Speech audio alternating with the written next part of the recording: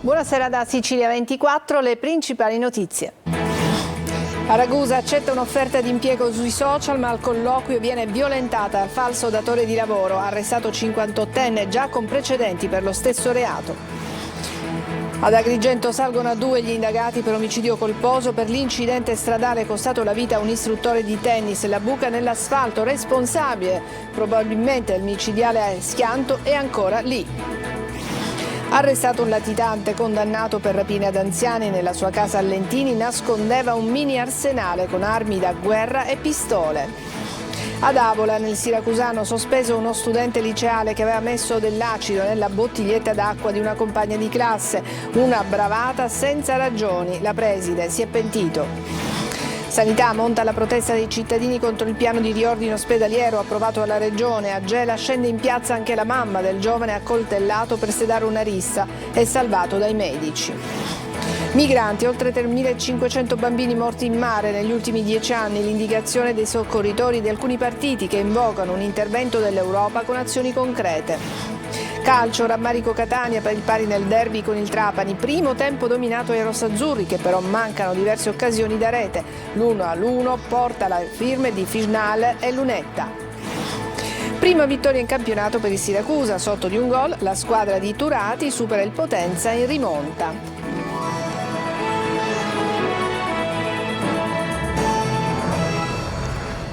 Bentrovati, la cronaca ci porta a Ragusa, dove una donna che aveva accettato l'offerta di un impiego sui social il giorno del colloquio, quando si è presentata, in realtà si è trovata di fronte a un falso datore di lavoro che l'ha violentata. Sentiamo Veronica Barbarino. Falsi annunci di lavoro per adescare donne. Accade a Ragusa, dove un uomo di 58 anni, già con precedenti per lo stesso reato, è stato arrestato per violenza sessuale aggravata nei confronti di una donna di 28 anni. Secondo quanto ricostruito dai carabinieri della stazione di Ibla, l'uomo avrebbe attirato la vittima con una proposta di lavoro per pulizia in appartamenti destinati a locazioni turistiche. Una volta ottenuto l'incontro, ha costretto la ragazza a subire atti sessuali contro la sua volontà.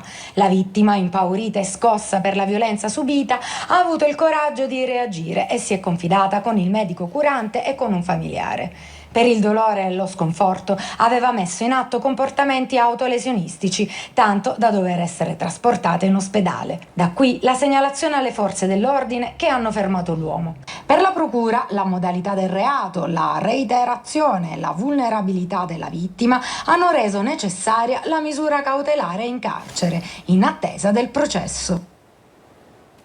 A Catania è stato arrestato un uomo che aveva aggredito a calci e pugni l'ex compagna dopo averle distrutto a martellate la porta di casa. La vittima ha chiamato il 112, i carabinieri hanno fermato l'uomo nel quartiere di Cibali. Ad Agrigento c'è un secondo indagato per la morte di Marco Chiaramonti, istruttore di tennis e padel. Sabato verrà effettuata l'autopsia, intanto sono stati sequestrati scooter e casco. La buca sull'asfalto che avrebbe provocato l'incidente mortale è ancora lì. Davide Sardo. C'è un secondo indagato per la tragedia di San Leone. Ad Agrigento, costata la vita Marco Chiaramonti, 50 anni, istruttore di tennis e padel.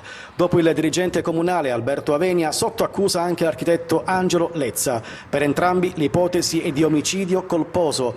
La sera del 20 settembre Chiaramonti, in sella al suo scooter Honda SH lungo il viale Emporium, ha perso il controllo ed è finito contro un tronco d'albero. Indossava il casco, ma l'impatto non gli ha lasciato scampo. A causare l'incidente, secondo le prime ricostruzioni, sarebbe stata questa buca sull'asfalto. Una grossa buca che a distanza di giorni è ancora lì, a rischio e pericolo dei centauri. La Procura di Agrigento indaga sulle responsabilità per la mancata o inadeguata segnalazione. Sabato mattina al cimitero di Pianogatta sarà eseguita l'autopsia, mentre scooter e casco sono stati sequestrati per ulteriori accertamenti tecnici. Sul tronco d'albero dove Marco ha perso la vita, amici e cittadini hanno lasciato fiori, ceri e perfino una pallina da tennis, simbolo della sua passione sportiva. Un'inchiesta complessa dovrà dire se quella morte poteva essere evitata, mentre Agrigento piange un uomo conosciuto e stimato. Grave incidente sull'autostrada Palermo-Catania dentro la galleria di Trabia in direzione Palermo e di 10 feriti, 3 in gravi condizioni ma soltanto uno in pericolo di vita. Il bilancio dello scontro avvenuto poco prima delle 11 stamattina fra 3 auto. Da accertare fra le cause dell'incidente la presenza di olio sull'asfalto che avrebbe provocato la perdita di controllo di alcune auto. Da qui il tamponamento. 15 i veicoli coinvolti. A Lentini è stato arrestato un latitante condannato per una serie di rapine ai danni di anziani. In casa nascondeva un arsenale, 2 Kalashnikov, un fucile a pompa e diverse pistole. Desiree Ferlito. Le sue vittime preferite erano gli anziani. Arrestato un latitante a Lentini condannato a quasi 10 anni di carcere per diverse rapine. La sua latitanza è durata 1 anno. Il 35enne aveva escogitato un rifugio particolare per sfuggire alle forze dell'ordine, un appartamento nascosto collegato a un'altra abitazione di un familiare. Grazie a questo sistema poteva muoversi senza destare sospetti e comunicare tramite un interfono a circuito chiuso, convinto di rendere le conversazioni non intercettabili e di garantirsi così una latitanza serena, allietata dalla presenza di smart TV e videogiochi. Le indagini condotte dagli agenti del commissariato Violentini hanno però svelato l'espediente. I poliziotti insospettiti da movimenti anomali negli appartamenti hanno ricostruito i suoi spostamenti e sono riusciti a sorprenderlo all'interno del covo. Gli investigatori hanno inoltre rinvenuto all'interno del nascondiglio un vero e proprio arsenale, occultati in una finta parete. 2 Kalashnikov e 6 caricatori, 2 pistole semiautomatiche, un revolver, una pistola ad aria compressa, un fucile a pompa calibro 12 e una Magnum con cartucce di vario calibro. Sono in corso ulteriori approfondimenti investigativi finalizzati ad acclarare se attorno all'uomo ci fosse una rete di fiancheggiatori che gli abbiano assicurato una latitanza tranquilla fino ad oggi e come si sia procurato e a cosa potesse servire un tale quantitativo di armi sequestrate. Ad Avola, nel siracusano, è stato sospeso lo studente liceale che ha messo della candeggina nella bottiglietta d'acqua della compagna di classe. La preside dice si è pentito. Francesco Aloi. È stato sospeso il 15enne che ha versato l'acido disincrostante nella bottiglietta dell'acqua di una compagna. Un'amara sorpresa che la ragazza per fortuna ha scoperto in tempo. Tutto è accaduto qui, in questo liceo scientifico, ad Avola, nel siracusano. Il compagno, che non avrebbe spiegato perché ha compiuto il gesto, si è pentito. Ha espresso proprio la volontà di chiedere scusa alla compagna, alla famiglia e quindi insomma speriamo che sia veramente soltanto un brutto episodio. La studentessa, che ha bevuto soltanto un sorso e si è accorta che qualcosa era presente nell'acqua, è stata subito trasportata in ospedale. Dopo una lavanda gastrica le sue condizioni non destano la preoccupazione dei sanitari. È stato immediatamente convocato il consiglio di classe straordinario e sono stati presi provvedimenti affinché tutti gli attori di questa spiacevole vicenda siano tutelati. Sul caso stanno indagando i carabinieri, che hanno informato il Tribunale dei minori. Monta la protesta dei cittadini contro il piano di riordino ospedaliero approvato dalla Regione. A Gela, durante la manifestazione davanti all'ospedale Vittorio Emanuele, anche la mamma del ragazzo accoltellato che tentava di sedare una rissa e ha rischiato di morire per le carenze nell'assistenza sanitaria. GR Italia. La piazza di Gela oggi non ha parlato solo con slogan e cartelli, ma con storie che pesano più di qualsiasi numero. Storie di cittadini che con la sanità locale, con le sue luci e le sue ombre, hanno dovuto fare i conti sulla propria pelle. Storie come quella di Flavia, maestra di religione e madre di Rocco. Il giovane poche settimane fa è stato accoltellato alla rotonda est di Macchitella mentre tentava di sedare una lite banale. Un colpo alle spalle, un polmone perforato, 4 volte in shock emorragico. Mio figlio è arrivato qua al pronto soccorso, dove ringrazio veramente tutti i medici che si sono attivati in maniera eccellente, ma quando poi non abbiamo le strutture e vedo medici che si sbattono la testa e non sanno come fare per salvare un ragazzo, e io da mamma che vedo mio figlio che sta per morire, e allora dico a carta di stretta e dico alla Regione: non è giusto, i nostri figli non sono figli di serie C, sono figli di serie A, non abbiamo colpa perché abitiamo a Gela, noi vogliamo una sanità giusta. La sua testimonianza è un grido che supera la cronaca e diventa denuncia. Avere una sanità efficiente non è un privilegio, ma un diritto che può fare la differenza tra la vita e la morte. Mio figlio è dato in shock emorragico 4 volte e 4 volte è morto mio figlio e 4 volte è risuscitato. Mamme, dove siete? Perché quello che è successo a mio figlio potrebbe succedere anche ai vostri figli. Questo è il mio appello. Salviamo i nostri figli. E oggi, accanto ai cittadini in piazza, la voce di una madre ha reso ancora più forte la protesta. Gela non chiede promesse, ma risposte. E scontro politico all'indomani del freno della Corte dei Conti sulla delibera che finanzia il ponte sullo Stretto. La maggioranza minimizza, mentre i 5 Stelle chiedono a Salvini di portare in aula i faldoni sull'infrastruttura per un'operazione trasparenza. Malio Viola. Non partiranno neanche a ottobre i lavori di costruzione del ponte sullo Stretto di Messina. La frenata stavolta è imposta dalla Corte dei Conti, che non ha dato il via libera atteso alla delibera del CIPES. Al contrario, ha bocciato 2 delibere propedeutiche al ponte e chiesto chiarimenti su altri 6 punti del progetto che riguardano le questioni ambientali, i rapporti con l'Europa e i costi. Le delibere bocciate sono 2, come detto. Da una parte la cosiddetta delibera Iropi, quella che ha sancito il ponte come struttura irrinunciabile e militare. Per la Corte dei Conti aveva bisogno di un visto preventivo. Chiede poi chiarimenti su altri 6 punti. L'amministratore delegato della Stretto di Messina, Ciucci, nega che ci sia uno stop, piuttosto solo normali richieste di chiarimenti e approfondimenti che non riguardano però il progetto definitivo del ponte. Minimizza il governo per bocca del sottosegretario Morelli, secondo il quale si tratta di passaggi normali. Attaccano PD e 5 Stelle, che parlano di governo smascherato dalla Corte dei Conti e dall'Europa, mentre la Lega difende il progetto ribadendo che non c'è alcuna bocciatura e si va avanti. L'obiettivo è quello di chiudere questa legislatura con 2 anni di cantiere alle spalle. La CGIL si spinge fino a chiedere al governo di ritirare il progetto per evitare danno erariale e procedure di infrazione comunitaria, ma a Landini rispondono Sudano e Carrà. Dalla CGIL consuete farneticazioni anti-italiane. Landini si rassegni, il ponte sullo Stretto si farà e non saranno né la propaganda né i suoi scioperi a fermarlo.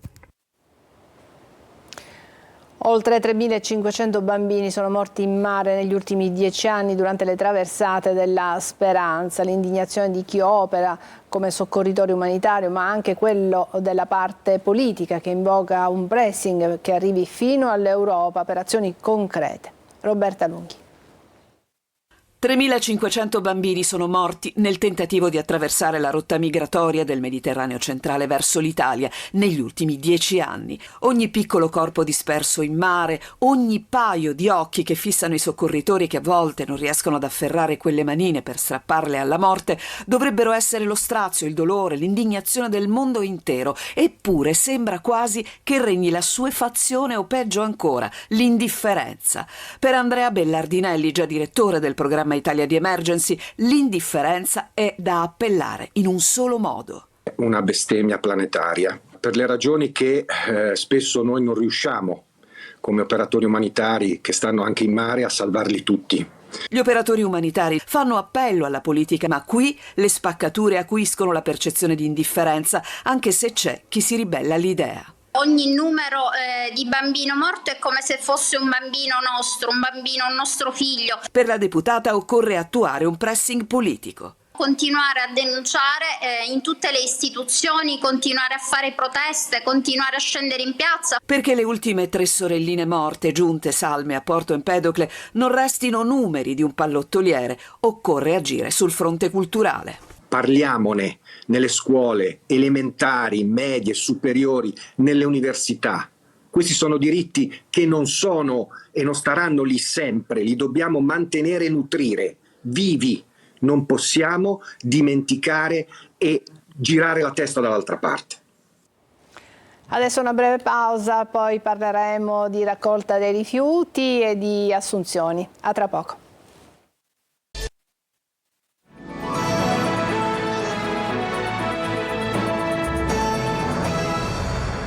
A Catania un incendio è divampato all'interno di un appartamento del 3° piano di un immobile di via Alfonsetti, angolo via Conte di Torino. All'interno dei locali erano presenti una donna e la figlia, entrambe tratte in salvo. La madre, rimasta ustionata a una gamba, è stata soccorsa ed affidata ai sanitari del 118 per poi essere trasportata all'ospedale Cannizzaro di Catania. I vigili del fuoco hanno domato le fiamme e messo in sicurezza l'edificio. L'appartamento, per cautela, è stato temporaneamente dichiarato inagibile. E adesso andiamo a Palermo, dove l'azienda che si occupa della pulizia della città ha assunto oltre 300 nuovi lavoratori e ben 75 di loro sono donne. Le abbiamo incontrate mentre erano al lavoro. Marco Gullà. Loro sono Giorgia, Federica e Valeria, professione netturbine. Hanno 18, 19 e 20 anni e sono state assunte da poco dalla RAP a Palermo. Fanno parte dei 306 addetti entrati in servizio nell'azienda che si occupa della pulizia della città. 75 sono donne, una RAP in rosa per dare un volto nuovo al capoluogo. Ho dato sempre a tutte loro il benvenuto perché sono felice che ci siano tante ragazze giovani, entusiaste, che partecipano alla rinascita della RAP. Sveglia presto, colazione e lavoro in giro per le strade di Palermo. Noi timbriamo alle 6, riceviamo il nostro servizio, alle 6:30 siamo operativi e torniamo poi in sede abbastanza stanchi, però soddisfatti del lavoro svolto. E con dispiacere a volte troviamo nuovamente la strada sporca non appena è pulita, però invitiamo anche il cittadino a impegnarsi a mantenere la città in ordine per com'è. Ed eccole qui, mentre lavorano in una delle vie centrali della città. Chiedono soprattutto la collaborazione del cittadino. Collabori con noi e a noi fa un piacere. Poi i nuovi assunti più gli altri, come dicevo, che stanno portando un apporto determinante, sono tutte persone che hanno una buona volontà. La RAP prossimamente farà altre assunzioni, il lavoro sicuramente non manca. Adesso una breve pausa e poi il calcio.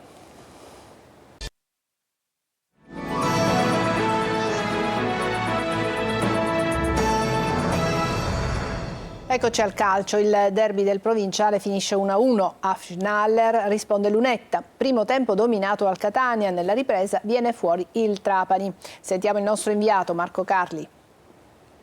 Un punto ciascuno non fa male a nessuno, anche se alla luce del primo tempo è il Catania che esce con più rammarico dal provinciale. Finisce 1-1 fra Trapani e i rossazzurri. Toscano fresco di rinnovo è in tribuna per squalifica. In campo 2 cambi rispetto all'ultima, Corbari in mezzo e Lunetta dal primo minuto dietro forte al posto di Jimenez. Dopo un avvio in cui il Trapani impensierisce la retroguardia etnea, soprattutto con Canotto, è il Catania a prendere in mano l'incontro costruendo un gran numero di occasioni. Ciccerelli impegna Galeotti su punizione. Casasola, brillantissimo sulla destra, serve forte che non arriva per un soffio sul cross. La stessa coppia ha un altro spunto qualche minuto dopo. Questa volta Forte riesce a concludere ma trova una deviazione e la parata del portiere. Sul finale di tempo Lunetta si presenta in area, serve indietro, arriva Corbari che manda al lato di un soffio. Rimane comunque la prova assolutamente positiva, siamo venuti a giocare contro una squadra forte, una squadra in salute e credo che se c'è una squadra che stasera meritasse la vittoria questa era sicuramente il Catania. Come aveva dominato sulla destra nei primi 45 minuti, il Catania soffre sul suo out di sinistra in avvio di ripresa. Una partita da 2 volte, il primo tempo il Catania ha fatto molto bene, anche se ha sofferto magari il nostro palleggio, però onestamente ci ha messo in difficoltà in più di una circostanza. Al secondo tempo abbiamo aggiustato qualcosa negli spogliatoi tatticamente e siamo ripartiti col piglio giusto. Dalla destra spiove il cross su punizione di Benedetti, su cui Fischnaller incorna per l'1-0 dei Granata. Il Catania accusa il colpo e rischia di subire il raddoppio. Ancora Fischnaller, il migliore dei suoi, non arriva per un soffio sul tiro cross di Canotto. Michele Napoli a quel punto richiama Celli, non prima che l'esterno arrivi alla conclusione ben parata da Galeotti.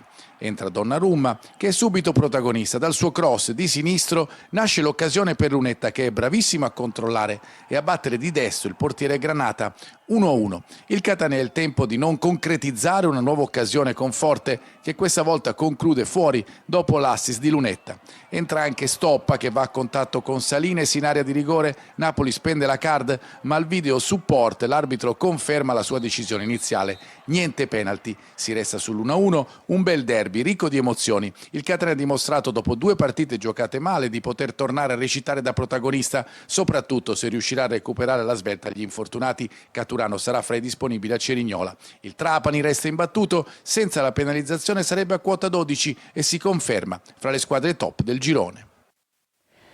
Per gli azzurri arriva il primo successo stagionale, succede tutto nel secondo tempo. In 3 minuti i leoni, trascinati da un super valente, ribaltano il Potenza e vincono 2-1. Marco Petrolito. Va sotto, soffre, poi rimonta e finalmente può sorridere. Dopo 5 sconfitte consecutive il Siracusa getta il cuore oltre l'ostacolo e conquista i suoi primi 3 punti stagionali, piegando in rimonta un Potenza che aveva interpretato bene la gara e aveva trovato anche il vantaggio nella ripresa prima di subire la reazione dei Leoni Azzurri. La prima vera occasione del match arriva al 18° con Valente che controlla bene con il tacco e caccia di sinistro senza inquadrare la porta. 2 minuti dopo è lo stesso Valente a crossare per Guadagni che di testa manda al lato. Nel finale di tempo ci provano Capanni, parata di Alastra e dall'altra parte Petrungaro, tiro deviato in angolo dopo una bella percussione centrale. La ripresa si apre con Capanni che ben servito in profondità manda a spasso la difesa lucana e va con il destro centrando in pieno il palo. Ma alla prima vera occasione, sugli sviluppi di un'azione di rimessa, a passare sono gli ospiti. Selleri fugge sulla destra e serve Dauria che tutto solo in area supera Farroni. Il Siracusa accusa il colpo e rischia di subire il gol del raddoppio, ma Farroni salva con 2 grandi interventi, prima su Selleri e poi su Petrungaro. E al 66°, nel momento forse più difficile, arriva il pareggio azzurro. Tiro cross di Valente dalla sinistra e clamorosa indecisione di Alastra che regala il gol della speranza agli azzurri. Il Siracusa ci crede ed è ancora Valente dopo 3 minuti a mettere in mezzo per Puzzone che svetta di testa e firma il 2-1 per la gioia degli 83.000 del De Simone. Il Potenza prova ad attaccare a testa bassa, tentando il tutto per tutto, ma a parte una conclusione alta di Mazzeo, non crea più nulla. Vittoria che rappresenta una vera boccata d'ossigeno per il Siracusa, che ritrova il morale e la convinzione di poter ripartire e risalire la classifica. Turati può dunque sorridere, i suoi leoni hanno finalmente mostrato quella determinazione e la cattiveria agonistica che proprio il tecnico aveva invocato alla vigilia. Adesso testa al Cosenza, che domenica, sempre in casa al De Simone, rappresenta il prossimo scoglio da superare. E noi ci fermiamo qui, è tutto per questa edizione di Sicilia 24. Grazie per averci seguito, buona serata.